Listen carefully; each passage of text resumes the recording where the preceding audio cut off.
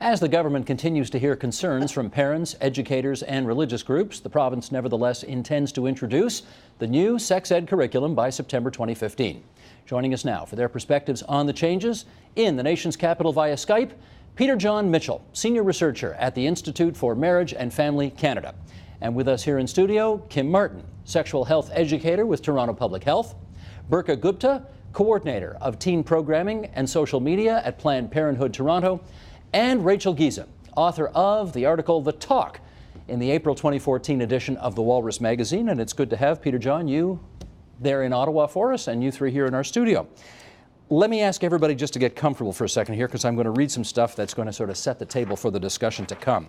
Sheldon, if you would, this graphic. In December, the Ontario Physical and Health Education Association, OPHEA, ran newspaper ads in a bunch of cities stating the following: over 2 million students in Ontario's publicly funded schools are being taught from a health and physical education curriculum that is over 15 years old. Sensationalism about the sex ed component of this curriculum is stalling the government's decision to release the revised elementary and secondary H&PE curriculum. And the ad also included these statements: fiction, sex ed results in kids having sex earlier.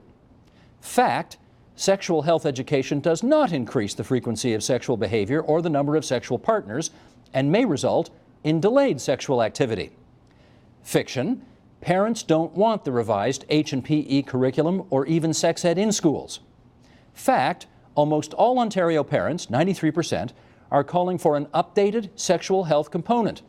Education is most effective when parents or guardians, schools, and community share responsibility in supporting students' learning. That's the OPHEA ad, which, as I suggested, was published in numerous newspapers around the province last year. Let's just start with this. Jon, do you think it's time to update the sex ed curriculum in Ontario? Yeah, the sex ed curriculum, as I think it's been well stated, is dating back from 1998, so that's a long time. And all curriculum, whether it's math curriculum, science, whatever, goes through a stage of being updated. So it certainly is time to update the curriculum. What continues in that curriculum is another matter. Well, hold off on that. We'll get to what ought to be in it first, but I just want to clarify from everybody, first of all, whether you think it's time to update or are we okay? Kim, what do you say?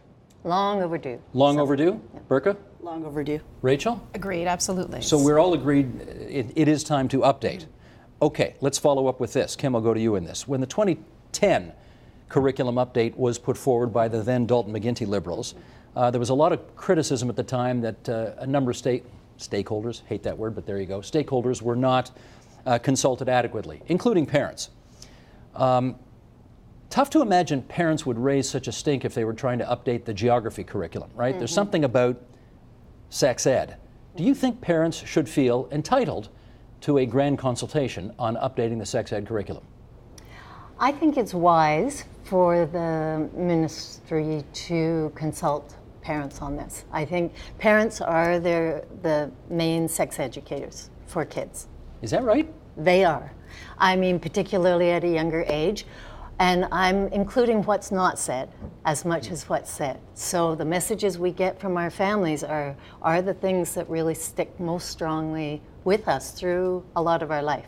And this is not geography, because this is a curriculum that's based on the students, right? They are the subjects of this curriculum. That makes it different from geography or math or whatever else. Yeah, and so I do think for those reasons it is important to involve parents. How to do that, I think, is another question. Okay, how to do that, Rachel? You got some thoughts on that? Yeah, I mean, I think obviously, parents should be consulted. At the same time, I think that parents need to recognize that this is a very emotional subject for them, that they are going to have lots of feelings and emotions in reaction to their children learning about sex and sexuality that might be irrational responses. And I think that, I agree with Kim that parents are, very important in talking to their kids about sex. I don't think that parents should be the only people who teach kids about sex and sexuality, because I don't think that most parents have the tools to do it, have the comfort level to do it, and I'm not sure that every kid wants to learn everything from their parents in this area. I think that there are people who are better positioned, have better knowledge and better expertise to talk to kids about sex and sexuality and relationships. Jon, what's your view on whether parents are potentially not the best people to have the most impact here? I think it's important to remember that we're talking, when we're talking about sex education throughout the life course, we're talking about a big spectrum between grade 1 and all the way through to high school. The data would show us that parents feel actually quite comfortable addressing this issue. There was a Ledger Marketing poll a few years ago that suggested that that moms of teens were the number one source that teen girls went to in terms of seeking advice about contraception. That 95% of moms felt comfortable having that conversation. In fact, 68% of them initiated that conversation. So definitely think that parents certainly have a role, and I think that because of that, and because I believe that they are the primary sex educators, they do need to be consulted in some manner. I think what happened in 2010 is that parents felt that they were caught off guard. They were put into a reactive situation, and I think that just heightens some of the anxiety around the curriculum. Burka, how much parental consultation do you think is important? I think when it comes to something like this, it's important to think about parents, right? Because parents will get involved. And I think in 2010, what happened is because parents weren't involved at all, it blew up in a different way. But like you're saying around geography and other subjects, I think we need to trust the experts in this. And I think we need to also remember that the experts are also parents, many of them, right? They've also have younger kids, and they also have kids that have already been teenagers. And so it's important to also trust the fact that we're all in this together, and that we're doing something that makes sense for what's happening today.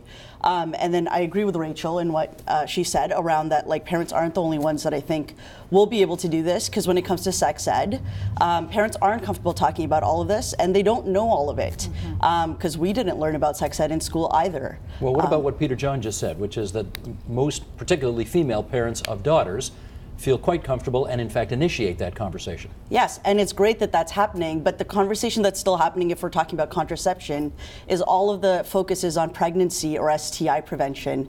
And what teens STI prevention? Sorry, STI prevention and pregnancy. It's sexually transmitted infections. Thank you. Okay.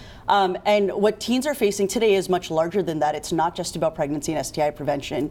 It's also about thinking about porn literacy and media literacy and healthy relationships. We're going to get to that. Before we get there, though, trust the experts, Rachel. Trust the experts. Parents might be inclined, I don't know, I'm speculating here, they might be inclined to trust the experts on the best way to teach history or geography or math.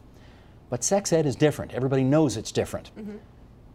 Can we just leave it to the experts to teach our kids about sex ed? No, and I didn't say that. I mean, I think that what I'm saying is, I think that parents have a role. As Kim said, they are the people who have the biggest role in influencing attitudes and ideas about sexuality, about sexual health, about relationships. And I also think that just as an exercise, if someone were to go to their computer and Google porn and see what came up, I don't know that most parents would have the tools to talk to their 12-year-old who can also Google porn and see what comes up. I don't know that most parents are equipped to have those conversations with their kids. I think that I have an 11-year-old son. I grew up in a completely different time when it comes to the role of technology in relationships. I didn't deal with many of the things that my 11-year-old son is dealing with. So I want some experts to help me get through this stuff. I believe I have an important role in talking to my kid about sex and sexuality and relationships. And I think there's a lot of really smart, thoughtful people who also have a role in teaching my kid about sex and sexuality. So Peter Jon, let's understand if you think the government this time has consulted better than it did 5 years ago when the issue kind of exploded in their face. They did an electronic survey this time. One parent from every school in the province of Ontario consulted. Is that good enough for you? I'm looking at that survey. It's pretty vague and pretty generic on the questions. It also comes pretty late in the game. You're just going to need to be able to pick up this curriculum and start teaching it in the fall. I'm not sure how much maneuverability. We've been told there's some maneuverability to react to that, but looking at that particular document, that particular exercise, at least it's something. I would like to applaud government that it's made a step, but I just looking at the document, I'm not sure it's the kind of consultation late in the game that parents wanted. The other thing that I would say, just kind of going back to the other things that have been said, one of the challenges of creating a curriculum is that it's not very flexible. And so that it's really up to parents to determine the sensitivities of their child. And that may differ from child to child, even in a family. And so parents need to be able to navigate that, to understand how to communicate and when to communicate certain things to their kids. The American Association of Child and Adolescent Psychiatry suggests that you respond to the curiosity of your child, not too much, not too little, but that you're finding that right spot, and that's a challenge. And yes, one of the good things about the internet, I know we've talked about some of the bad things, but one of the good things is it's really open to finding resources that parents can tap into, all kinds of resources, helping having that. I'm afraid to ask, Rachel, but since you raised it, I'm going to ask. Do you know what kind of internet surfing your 11-year-old is doing as it relates to pornography? Yeah, I mean, we're really on top of it, right? I mean, I think this is something that we're really conscious of, and these are conversations that we do have with our son about what he puts in a text to a friend, about what he puts in an email, about what's online. We have these conversations. I think that we're fairly comfortable, and at the same time, we've also outsourced some of those conversations to friends and family members who our son trusts, who we think he might have an easier time about certain things, talking to other people about other than us. And he also is in the Toronto District School Board. He is getting sex ed in the school board. So, I mean, he's getting a lot of information from different sources, and I think that's a really healthy way to educate on this subject. Why is it the case, Kim, that some students do better learning sex ed not at all from their parents, but from teachers, family friends, anybody but the parents? How come? I think, as I mentioned, kids pick up a tone very early on, and it's often what's not said as much as what is said or how something is said. And I think if students pick that up at a very early age, that give me an example. What's the what not said that you're referring to there? Oh, well, if a child says, you know, why is Auntie's belly so big? You know, someone comes to visit, and one of the parents or caregivers says, oh, don't be rude and asking questions like that, right? So it's like a conversation shut down. Shuts it down. And so I think there are many occasions, and more subtle than that, when children are growing up, that they sense that this is not something that is okay to talk about or ask about in my household. Gotcha. You know? Okay, we talked about AFIA earlier. We showed those two graphics from AFIA. They also produced a video calling for another voice to be included in considering what changes should be made to sex ed. Let's take a look at that. Roll tape. Our voice will tell us that there's different kinds of families. Allow me to be more accepting of what is different. Our voice would help us protect ourselves. It would help me to stand up to bullying. It would help me to stand up to bullying. Our voice would tell us that what is within me is bigger than stigmas and stereotypes. Our voice. Our voice. Our voice. Our voice. Our voice would help me to know when it's okay and when it isn't. If our curriculum was our voice, it would challenge us to think. Our voice will make us more resilient. Would help us live a longer, healthier life. To build better relationships. To be more skillful. To be myself. To be myself. To be myself. To be myself. What if that voice would help me feel better every day? And what if that voice was taken away from us?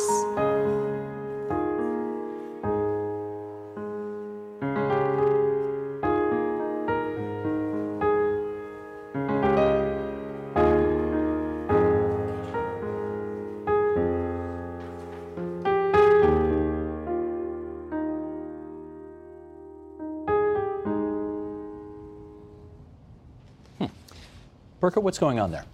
I think youth are speaking for themselves. At Planned Parenthood Toronto, we always talk about letting youth talk about what they need, and they come to us and tell us that all the time. While it's important to bring parents to the conversation, it's also important to hear from youth of what they're missing from their parents, from their curriculum, and what they're getting online and from peers. And some of those answers are what's in the new curriculum or what we're talking about and proposing, right? What do you hear from them that is currently missing? What we hear from them is a lot of conversations about bodies. They want to know about puberty, and we get a lot of questions about body in terms of size, what changes to expect, am I normal? And we answer those all the time, and a lot of it is around the fear and the normalization that doesn't happen around sexual health and bodies. We also hear a lot of questions about masturbation. What age? As young as 10, 11. Going into like late teens, they change the nature of the question. 10 and 11-year-olds even know that word? Yes. They do. Absolutely, and I think Kim can also attest to that. Because we're in the age of internet, right? Where we have Urban Dictionary, we have Google, we have YouTube, and porn now isn't a credit card. It's actually just am I 18? Yes, and you move on, right? So really young kids know what masturbation is, or they know when they touch their bodies, things might feel good, but they don't know what that is, and then they feel guilty or they're worried about what that means. Kim, follow up on that, because you're in the classrooms a lot. What are you hearing from young people today that isn't in the sex ed curriculum currently? Well, again, some of the physical changes and so forth, but also there's a lack of inclusivity in the present. Well, it almost is non-existent in terms of children who are gender variant and just anything that's outside what is sort of seen as the norm. Quote unquote normal. It doesn't exist. And then really communications and relationships. And we were just saying, we think the curriculum should be busted up and biology should just be taught under biology, and then there should be, communications, relationships, and all that taught separately, because that's really the heart and soul of it. That's, in terms of who we are as sexual people, we can, especially, well, any age now, you can go and find out details about physical stuff, but it's the skills and it's those conversations that need to happen. Peter, John, what are you hearing young people say about the role that their parents play in their own sex education? When young people speak to researchers, at least, they do say that in terms of making decisions about sexual behavior, that parents do have an influence in that. In fact, the National Campaign to Prevent Teen and Unplanned Pregnancy in the U.S., it's a nonprofit in the U.S., it suggests, surveys students and parents consistently and says that parents that are the number one influence in that decision. Not the only influence, but it tends to be the number one influence. Some of that data also suggests that kids wish their parents would actually be a little more vocal about it, and not going, again, at different ages, but would have more to say about sexual health and some of that. Some of those, obviously, I think we've acknowledged as children get older, there's some more voices in that as well, but I think the parents tend to still have a role. I think it's important to realize too that sexual health information is important, but also some of those values are formed, I think, as Kim said, in the home early on. And some of the studies that we've done at the Institute of Marriage and Family Canada, looking at longitudinal data, looking at the child household and home environment, and looking at teen sexual decision making later on. It's an important connection there, and making sure that parents keep the lines of communication open and develop relationships where kids can feel safe at home to talk about things. Especially if there's a crisis, that those lines of communication are open and home is a safe place. I'm going to ask our director, Sheldon Osmond, to bring up that shot again that you just had. Can you bring that up, Sheldon? All four of our guests at once, because I want to ask them, does anybody here feel that the school system ought not to be providing any sex ed at all? Anybody? I'm seeing head shaking on the bottom. No, Peter, John, even you believe there is a role for the schools in educating young people about sex ed? I would say it's a secondary role, but there's a role there. Make the distinction. Help me understand the distinction. You say a secondary as opposed to a primary role. Well, I think parents are the primary educators, and they're the ones that are closest to their kids and understand the sensitivities, understand the complexities of their own children. I think, and in fact, in New Brunswick, New Brunswick went through a similar process of updating curriculum in the 2000s, and some of the research coming out of there said if you want to have a healthy, effective curriculum, you got to engage parents as partners. Sure, that goes for everything, though.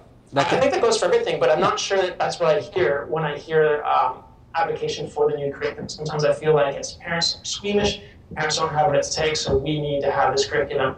I would rather see a more partner-type approach taken. And sometimes I worry in the way that the promotion has come across that it's parents might get the thought that they don't have what it takes.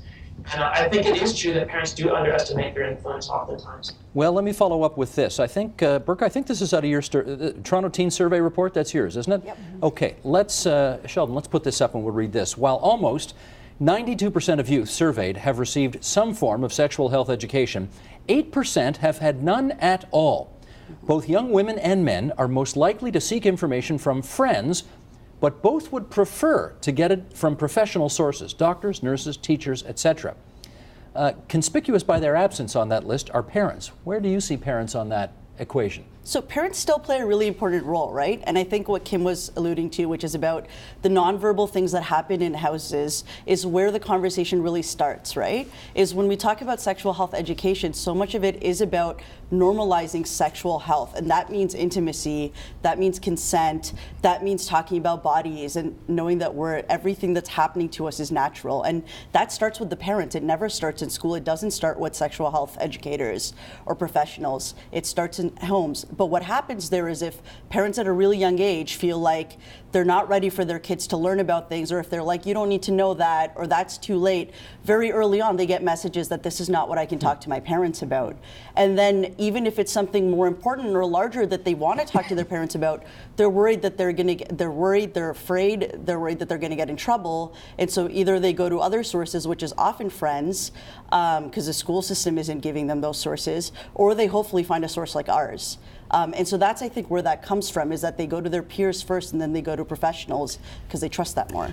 I think it's also really important to make the distinction. Parents have an intention of speaking, because I talk to so many parents, especially of younger children, and almost everyone knows that this is an important thing to have included in their family life. That they should be that discussing. They should be. Mm-hmm. How many people actually do that, and do that in a positive, consistent way, just as we do about food, you know? Like, nobody should remember the first conversation they had about food in their life, right? And that should be the same with sexuality. Nobody should grow up remembering, oh yeah, there was that discussion or that talk. It should be something that's incremental and consistently throughout. And natural, I presume. Yeah. Rachel, let me ask about religion. Where is the church, the mosque, the synagogue in all of these conversations? Well, I think in a public school system, that becomes a very tricky question, doesn't it? Because, you know, our secular school system is just that. I think students come to school.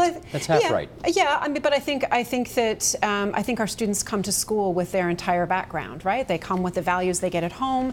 They come with the good values. They come with the biases, perhaps. They come as an entire package.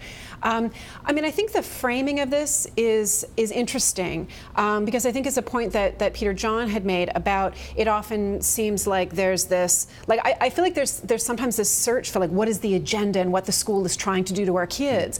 And I actually think that I think the school is just trying to give good information to kids.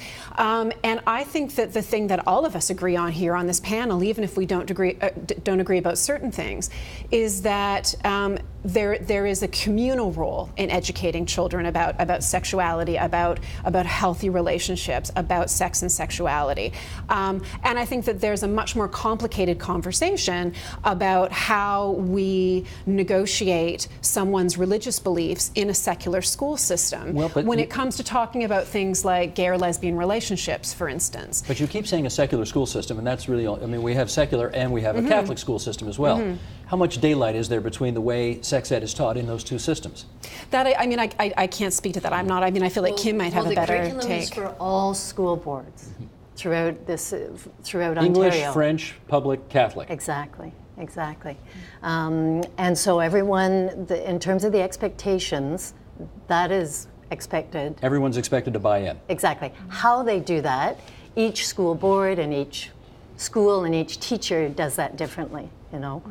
But the expectation is the same, and I do think, as the minister talked about in her segment, there are add-ons that different groups will do to the basic to curriculum. Be particular to their situation. Let me bring to everybody's attention, here's the Walrus magazine.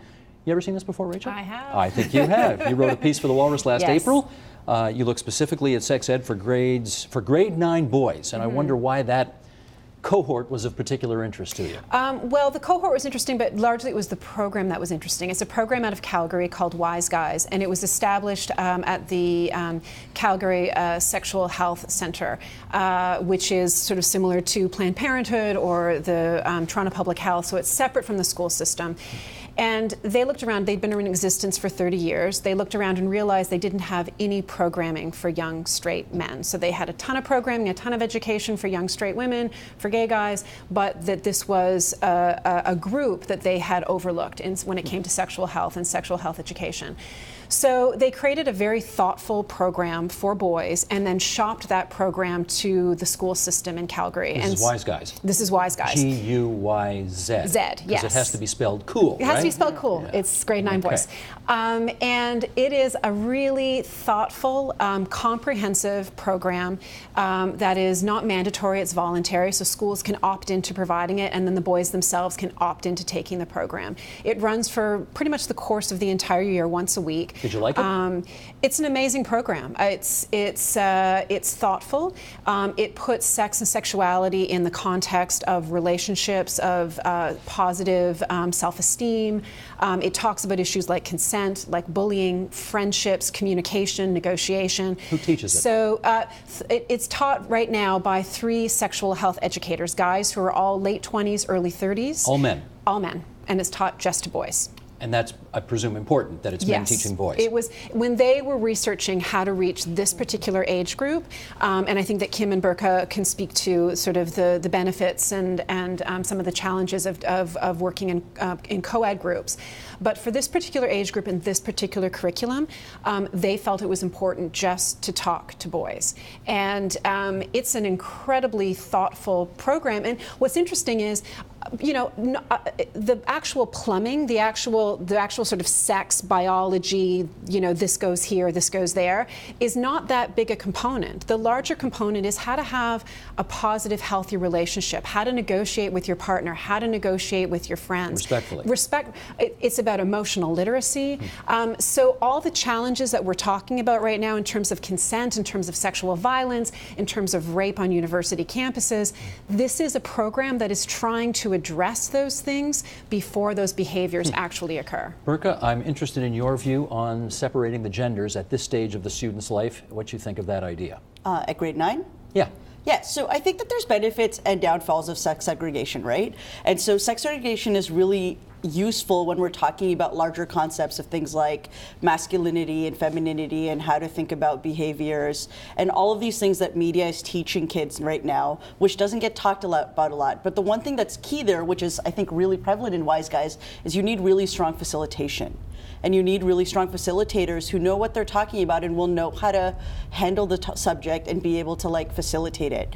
And then also making sure that the schools are equipped and like individual educators are equipped to know how are they going to make sure that gender independent kids or trans kids are going to be seeing themselves in the sex segregation piece, right? So it's also important to know that like everyone's not going to fit into those boxes and the binaries, and it can create further alienation for kids. And so how are you going to handle that is really important. And then when it comes to the actual biology pieces or the pieces around relationships and dating and consent, I think there's also really a large benefit in not being sex segregated, because otherwise it also creates this concept of like the boys need to learn this, the girls need to learn this, we need to tell boys to behave, and we need to tell girls to protect ourselves. But I think even more problematic is the us and them.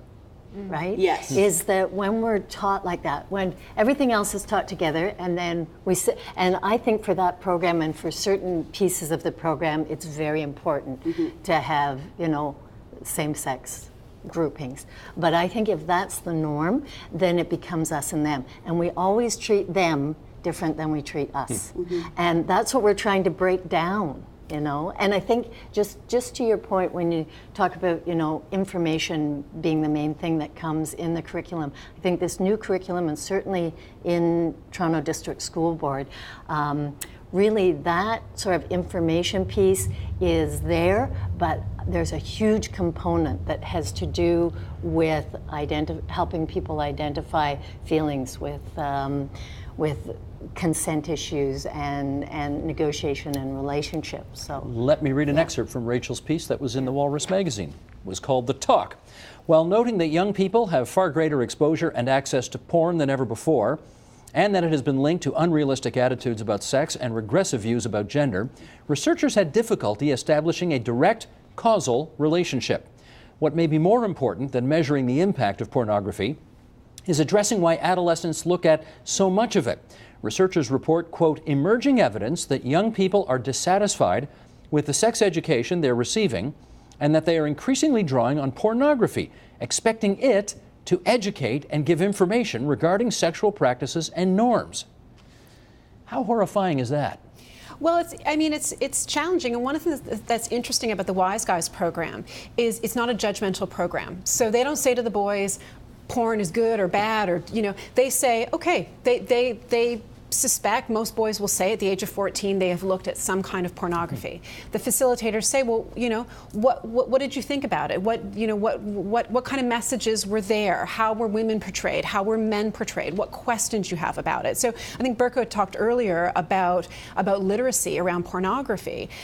We are in an ever increasingly sexualized culture when it comes to our popular culture, not just porn, but I think everything. So our kids are getting this message, they're getting this imagery, and they really need thoughtful people who can talk to them about what those messages are, to take them apart a little bit. A lot of the boys in the program were more confused than anything about it. They were like, is that what I'm supposed to do? Is that what girls like? Is that what my body is? Is that what a girl's body looks like? So and again, I don't know that's a conversation that a lot of 14-year-old boys want to have with their mom or dad. Right. I think to have a thoughtful, smart, 30-year-old trained sex educator have those conversations is really, really helpful. So let me get Peter John on that. How concerned would you be that young people are actually picking up their sexual education from watching porn on the net? Yeah, I'm sure that that's happening just because porn is so available. I think a lot of kids look at porn because it's stimulating, right? And we know more and more about the teen brain and how it works. And there's an article in Maclean's recently just talking about some of the research that we know about teens' challenges in terms of weighing risk and that kind of factor. I think that parents need to be on this issue. They need to be on this issue even if they find it uncomfortable. It's not just the information, that's part of it too, but I think particularly for younger kids, some of the stuff that's online can be quite traumatizing for kids, and I think parents need to create a sort of atmosphere where kids will feel comfortable to come to them on that. I think we're learning more about the effects of porn. I think as I talked to other researchers, we're learning that there's physiological impact in heavy porn use. There's maybe even neurological impacts as well. We also know that a great deal of porn is actually connected to human trafficking as well, and so I think this is a social justice issue as well. So I'm maybe a little more reticent to put a value on it, to say there's a lot of it that is unhealthy, maybe than the other bets, but I think it's parents need to educate themselves on this as well. It's really important. Kim, one of the things that Minister Sandals told us, the education minister off the top of the program, is that the lack of anything dealing with sexting and internet porn and bullying and that kind of thing in the current sex ed curriculum is why they're doing the update. So how do educators today deal with all of those issues when it's really absent or silent in the current curriculum? Well, again, teachers are professionals, and they use other sources. So they go to the Alberta curriculum or the Planned Parenthood resources. Are they allowed to do that? Absolutely. Teachers for teaching anything, they can find resources that help them meet the expectations. That's what they have to do. So teachers are doing a lot of this. It is also spoken about in some of the anti-bullying programs and so forth, certainly in the City of Toronto, that are happening. And also, in the Safe Schools Act now, teachers have to be trained, principals have to be on this. So we're not just looking at the sex ed and health curriculum to address this. Okay.